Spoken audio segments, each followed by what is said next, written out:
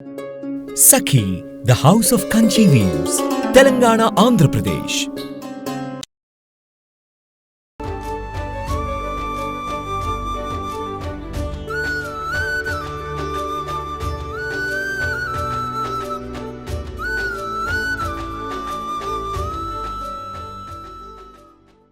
శనగపిండి సూట్ అయ్యే వాళ్ళు తప్పకుండా ట్రై చేయాల్సిన ఐటమ్స్లో ఇది కూడా ఒకటి.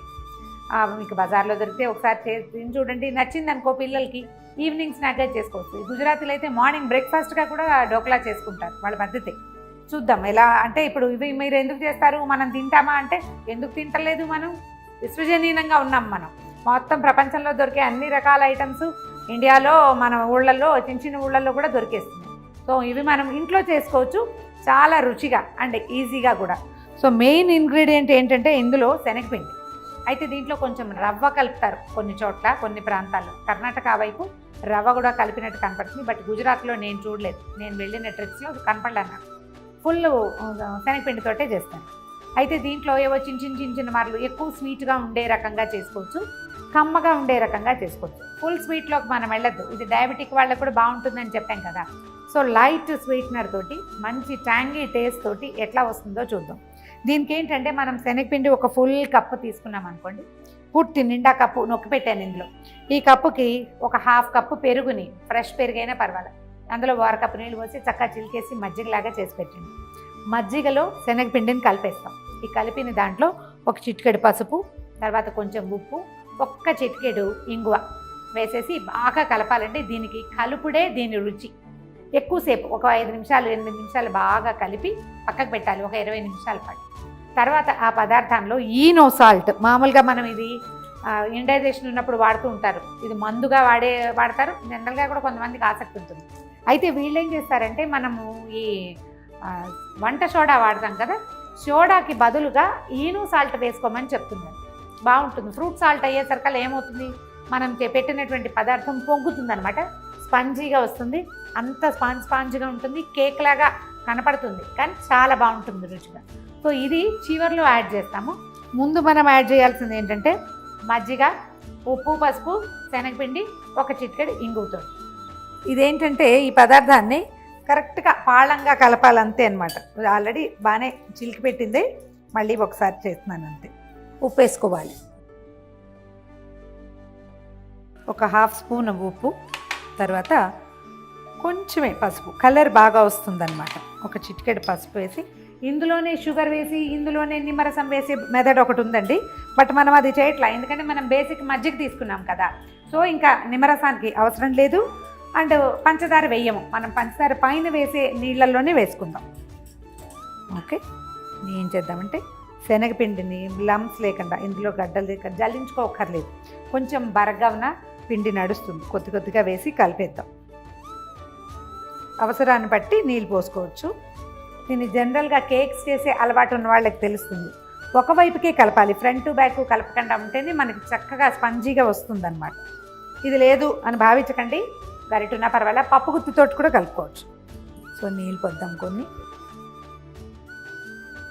టూ మచ్గా పోసేయకూడదు, కొంచెం చూసుకోవాలన్నమాట. దీన్ని ఆగకుండా ఒక 6-7 నిమిషాల పాటు బాగా ఇలాగే కలిపి పక్కన పెట్టి ఒక 20 నిమిషాలు రెస్ట్ ఇస్తే చాలు. తర్వాత మనం వండేసుకోవచ్చు. మళ్ళీ వంట కూడా ఒక 15 మినిట్స్ పడుతుందండి. ఆల్ టుగెదర్ ఒక హాఫ్ అవర్ 45 మినిట్స్ ప్రోగ్రాము. ఇందులో ఏం లేదు, ఇది కలిపిన తర్వాత 20 నిమిషాలు పక్క పెడతాం, ఓ పావు గంట స్టవ్ మీద ఉంటుంది, మనం దాంట్లో వండేదేం లేదు. తర్వాత మళ్ళీ మనం వేసే తడక 1 మినిట్ది. కొంచెం తెలిసిందంటే ఇది ఈజీగానే ఉంటుంది, చెప్పినప్పుడు ఇదేదో లెంగ్తీ ప్రాసెస్ లాగా కనపడుతుంది. ఇది చూడండి ఇలా వస్తుంది. ఇది ఏంటంటే కాసేపు ఎక్కువసేపు తిప్పుకోవాలి. మనం పదార్థం రెడీగా ఉంది, 20 మినిట్స్ రెస్ట్ పీరియడ్ ఇచ్చేసాము. ఇప్పుడు ఇందులో ఒకే ఒక చిటిక ఇంగు వేస్తే డైజెషన్ బాగుంటుందని చెప్తారండి. ఎందుకనో గుజరాతీ వాళ్ళు ఎక్కువ ఇంగు వాడతారు. కాస్త ఆశ్చర్యంగానే ఉంటుంది, వాళ్ళ మంచి వాసన వస్తుంది. ఒక నలకంతే, నేను ఎంత వేలతో వేసాను చూసారు, స్పూన్తో వేస్తే ఎక్కువ పడిపోతుంది. సో ఇంకొక 2 నిమిషాలు దీన్ని కదుపుకోవాలి. అండ్ దీంట్లో ఫైనల్ టచ్ ఏం చేయాలంటే ఒక 2 స్పూన్ల వేడి నూనె వేయాలి. మామూలుగా మనం మరుగు నూనెలు వేస్తాం, అందరికీ గుర్తొచ్చి ఉంటుంది, జంతికల్లో వాటిలలో వేస్తుంటాం కదా, అట్లాగే హాట్ వాటర్ నూనె కనుక వేస్తే చాలా బాగుంటుంది. అండ్ ఇది పల్లి నూనె వేయండి, పల్లి అండ్ శనగపప్పు కాంబినేషన్ చాలా మంచిది, బాగుంటుంది.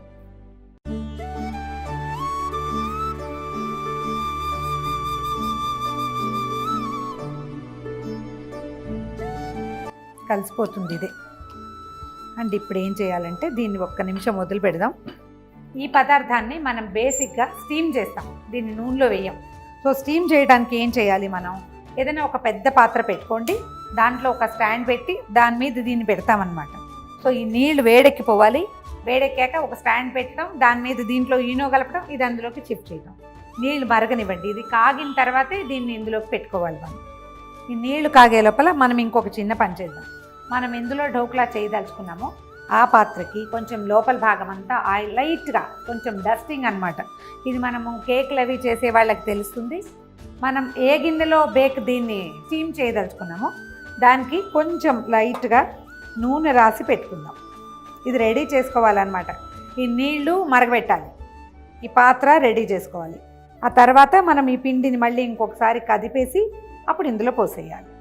ఈ నీళ్ళు మరుగుతున్నాయి, దీంట్లో ఏం చేద్దామంటే బేస్కి ఒక చిన్న స్టాండ్ పెట్టుకుందాం. అంటే మనం ఇది ఇడ్లీ పెట్టినట్టు పెట్టుకోవచ్చు, ఇడ్లీయే, అంతకంటే ఏం లేదు. కాకపోతే ఈ స్టాండ్లో మనం ఇడ్లీ ప్లేట్లలో కాకుండా విడిగా పెట్టుకుంటాం కదా, నీళ్లు డైరెక్ట్గా తాకకుండా ఒక చిన్న స్టాండ్ ఎత్తుగా ఉండేందుకు పెట్టుకుందాం. సో దీనికి నూనె రాసి పెట్టుకున్నాం కదా. ఇప్పుడు మనం ఎప్పుడైతే ఇందులోకి షిఫ్ట్ చేస్తామో బౌల్లోకి, దానికి ఒక్క నిమిషం ముందు ఈనో కలుపుకోవాలి. ముందే ఈనో కానీ కుకింగ్ సోడా కానీ కలిపేస్తే ఈ పదార్థం ఏమవుతుందంటే ఎర్ర ఎర్ర మచ్చలు వస్తాయి, బ్రౌన్ స్పాట్స్, అంత బాగుండదు. సో చివరికి కలుపుకోవాలి. ఈనో సాల్ట్ వేసేద్దాం ఇందులో ఒక స్పూన్. ఈ ప్యాకెట్లో ఒక స్పూన్ ఉంటుంది కదా, మనం ఇది కలిపేటప్పుడే మనకు తెలుస్తుంది ఇది పొంగుతోంది అని. ఇది సరిగ్గా ఈవెన్గా కలవాలన్నమాట. దీంట్లో ఈ టైంలో మనం ఏం చేయొచ్చు అంటే జస్ట్ ఒక్క స్పూను నీళ్ళు, ఆ ఈనో అటు ఇటు పోకుండా ఈవెన్గా మిక్స్ అవ్వడానికి, అంతే. ఇందాకటికి ఇప్పటికీ పదార్థపు టెక్స్చర్ మారిపోతుంది, కొంచెం పొంగు వస్తుంది, నీరు తగిలేసరికి ఇంకా స్పీడ్గా వస్తుంది. ఇది ఒక్క నిమిషమే ఈ పని, ఎక్కువసేపు చేయక్కర్లేదు. ఇక పొంగుతుంది చూసారా. ఇప్పుడు ఏం చేద్దామంటే దీన్ని ఇందులోకి షిఫ్ట్ చేసేద్దాం. నిర్మోహమాటంగా దీన్ని టేస్ట్ చేయొచ్చండి, ఉప్పు సరిపోయిందో లేదో చూడొచ్చు, ఏం పర్వాలేదు. ఈ కన్సిస్టెన్సీలో కలుపుకోండి, మనకి బజ్జీల పిండి లాగా ఉంటే సరిపోతుందన్నమాట. చక్కగా సెట్ చేసేయండి. దీన్ని అలాగా ఇందులోకి పెట్టేద్దాం. కుక్కర్ మూత కూడా పెట్టేసేయచ్చు, మా కుక్కర్ మూత అంత కంఫర్టబుల్గా లేదు. సో నేనేం చేస్తానంటే దీనికి ఒక చిన్న మూత పెడతాను. 15 నుంచి 20 నిమిషాల పాటు దీన్ని స్టవ్ మీదే ఉండివ్వాలి, మీడియం ఫ్లేమ్లో. కింద ఆల్రెడీ వేడిగా ఉంది కదా, దీనికి మామూలు మూత అయినా పెట్టేయచ్చు, జస్ట్ మూత తీయద్దు అంతే. మనం దీనికి ఏం చేసాం, 4 గ్లాసులు నీళ్ళు పోసాం. కొంచెం పెద్ద పాత్ర పెట్టుకోవాలి, ఇడ్లీలకి పోసినట్టుగా ఒక చిన్న గ్లాసు 2 గ్లాసులు నీళ్ళు పోయటం కాకుండా ఎక్కువ నీళ్ళు పోయటం, దాంట్లో ఒక ఎత్తైన స్టాండ్ పెట్టడం, దాని మీద మనం ఏం స్టీమ్ చేయదలుచుకున్నామో ఢోక్లా దాన్ని పెట్టేసేయటం. ఇది అయిన తర్వాతే పైన వేయాల్సిన తిరగమాత సంగతి చూద్దాం. సో ఇది మీడియం ఫ్లేమ్లో ఉంది, దీని దారిని ఇది అవుతుంది. 20 నిమిషాల పాటు దీన్ని వదిలేద్దాం. స్టవ్ ఆపేస్తాను. దీన్ని దానంతటా అది ఒక 5-10 నిమిషాలు చల్లారనిద్దాం. ఈ లోపల ఒక చిన్న తడక అది పెట్టేసుకుందాం. దీంట్లో తాలింపు అంటూ ఏం వేస్తామంటే ఈజీగానే జస్ట్ ఆవాలు, ఆ పైన కొంచెం అందంగా కనపడడానికి వేస్తారనమాట. కొన్ని ప్రాంతాల్లో కొబ్బరి కూడా వేసుకుంటారు. ఒక్క స్పూన్ నూనె వేసుకుంటే చాలండి, ఎక్కువ వేయకర్ల. మనం పిండిలో వేసేసాం కదా, ఇంకా చాలన్నమాట. జస్ట్ ఇది వేడెక్కనిచ్చి ఆవాలు వేసుకోవాలి. దీంట్లో ఇంకా జీలకర్రలు అవి ఏం వేయరు. కొన్ని చోట్ల ప్రాంతాలను బట్టి, మహారాష్ట్రలో, కర్ణాటకలో చిన్న చిన్న తేడాలు ఉంటాయి కదా, ఆవాలతో పాటు కొన్ని నువ్వులు, ఆ తర్వాత ఇంగువ వేస్తారు. మనం ఎట్లా కావాలంటే ఎట్లా. ఆవాలు వేస్తేనే అది కొంచెం నల్లగా కనపడతాయి, ఎక్సలెంట్గా ఉంటుంది, చూడ్డానికి బాగుంటుంది అనమాట. సన్నగా కొబ్బరి కూరు వేసుకునే విధానం కూడా కనిపిస్తుంది కొన్ని చోట్ల. మన చాయిస్, మనకు నచ్చుతుంది అనుకోండి వేసుకోవచ్చు. నూనె కాగింది, ఆవాలు వేసేద్దాము. ఆవాలు చిటపటలాడిన తర్వాతే మనం తర్వాత పని అనమాట.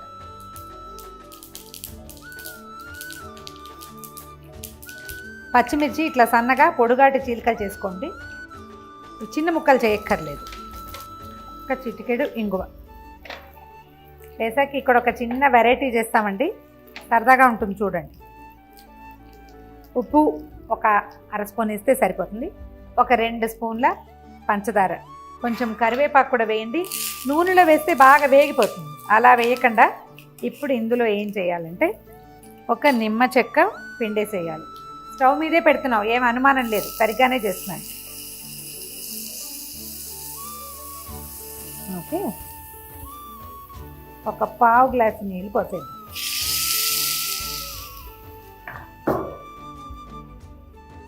పంచదారని జస్ట్ కరగనివ్వండి, కరిగిపోతుంది అదే.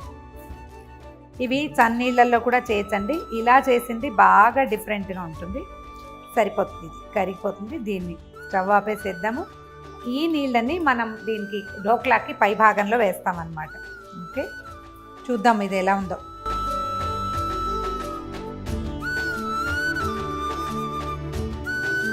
చక్కగా పైకి వచ్చింది చూడండి. దీన్ని ఏం చేయాలంటే మీరు చూడండి, గుచ్చుదాం. ఏమీ అంటలేదు చూడండి. ఇది మనకు కనపడుతోంది ఉడికిపోయినట్టు, అయినా కూడా ఒకసారి చూపిస్తున్నాను అంతే. దీన్ని ఏం చేయాలంటే ఈజీగా ఎడ్జెస్ని వదిలించాలన్నమాట సన్నగా. మీరు ఇలా నేను ఒక పాత్రలో పెట్టాను, కానీ కేక్ టిన్స్ దొరుకుతాయి చూడండి, ఐడియా ఉండుంటుంది. అదేంటంటే ఇట్లా ఇలా ఉంటుంది, అంచులు వెడల్పుగా ఉండటము అలా రాదు, చక్కగా వస్తుందన్నమాట. ఆ కేక్ టిన్లో పోసి కూడా పెట్టుకోవచ్చు. ఓకే, దీన్ని తిరగేసుకోవాలి. ఒక్క క్షణం, ఇంకొక నిమిషం ఆగి చల్లారినాక తీస్తే ఇది బాగా వస్తుంది. దీన్ని వేడివేడిగా తినే పని లేదండి, ఇది చల్లారాక తినేదే. జస్ట్ ఇందులో నుంచి బయటపడడానికి మనకు కొంచెం చల్లగా అవ్వాలి. తర్వాత పొద్దున్న చేస్తే సాయంకాలం దాకా తింటూ ఉండొచ్చు, బ్రహ్మాండంగా ఉంటుంది. అని చూడండి ఎలా స్పంజీగా వచ్చిందో చూడండి, ముట్టుకుంటేనే తెలుస్తుంది. ఇది మనం స్టవ్ నుంచి వెంటనే తీస్తే ఇంకొంచెం ఎక్కువ స్పంజ్ ఉంటుంది. చల్లారాక ఆ ఎక్కువ స్పంజీ ఇది పోయి కొంచెం కరెక్ట్గా మనం తినడానికి వీలుగా వస్తుందన్నమాట.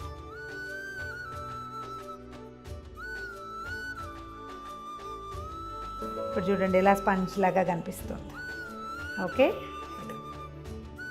దీన్ని ఇంకో ఈజీ మెథడ్ చెప్తానండి, సరదాగా ఉంటుంది పిల్లలకి. చూడండి, ట్రై చేయొచ్చు. ఇడ్లీ ప్లేట్లు ఉంటాయి కదా మన దగ్గర, చక్కగా ఇడ్లీ ప్లేట్లలో పోసి కూడా పెట్టచ్చు. ఎవరి డోక్లా వాళ్ళకి ఇచ్చేస్తామన్నమాట, ఇడ్లీ షేప్లో చేయొచ్చు అలా కూడా.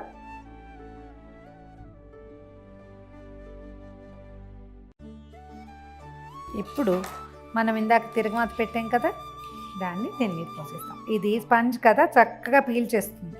ఈ తీపి పులుపు కొంచెం ఉప్పు కలిపిన నీళ్లతోటి ఇది ఎక్కువ రుచిగా ఉంటుంది. అండ్ ఈ పంచదార నీళ్ళల్లో ఒక క్షణం ఉడకటం వల్ల, నానటం వల్ల ఈ పచ్చిమిర్చి మంచి రుచిగా ఉంటాయి. డోక్లా మీద పచ్చిమిర్చి చాలా ఆసక్తికరంగా ఉంటుంది తినడానికి. ప్రయత్నించి చూడండి. ఈ నీళ్ళన్నిటినీ పీల్చేస్తుందండి, ఇది ఏమి ఇబ్బంది లేదు, నీళ్ళని వదిలిపెట్టదు, స్పాంజ్ లాగా ఉంది కాబట్టి. కొంచెం కొత్తిమీరతో లైట్గా గార్నిష్ చేయండి. ఇందులో ఉన్న కొత్తిమీర కానీ, కరివేపాకు కానీ, పచ్చిమిర్చి కానీ, ఆవగింజలు కానీ ఏవి వదలాల్సిన పని లేదు. ముక్క కనిపిస్తుంది చూడండి ఎలా స్పంజీగా ఉందో, ఇట్లా. ఓకే, ఎక్సలెంట్ టేస్ట్, ట్రై చేసి చూడండి.